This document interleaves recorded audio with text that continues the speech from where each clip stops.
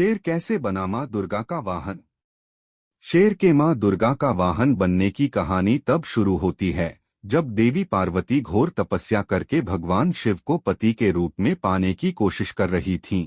सालों तक तप करने के बाद माता पार्वती को भोले भंडारी अपनी पत्नी के रूप में अपना लेते हैं। इसी बीच तपस्या की वजह से मां पार्वती का रंग काफी काला पड़ गया था। एक दिन ऐसे ही बातचीत के दौरान भगवान शिव मां पार्वती को काली कह देते हैं।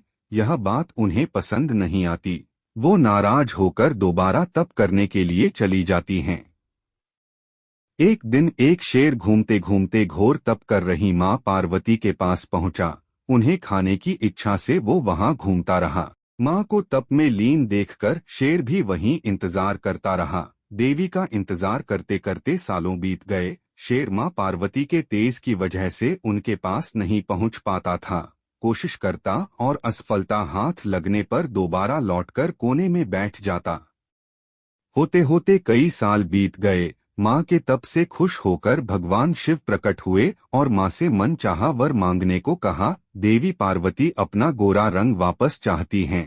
भगवान ने आशीर्वाद दिया और वहां से चले गए। वरदान मिलते ही मां पार्वती नहाने के लिए चली गईं। नहाते ही उनके शरीर से एक और देवी का जन्म हुआ, जिनका नाम कौशिकी पड़ा।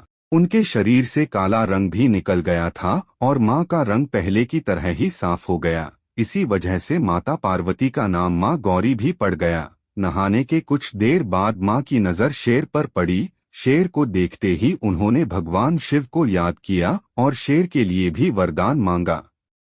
माता पार्वती ने भगवान से कहा, हे नाथ, यह शेर सालों से मुझे भोजन के रूप में ग्रहण करने के लिए इंतजार कर रहा था।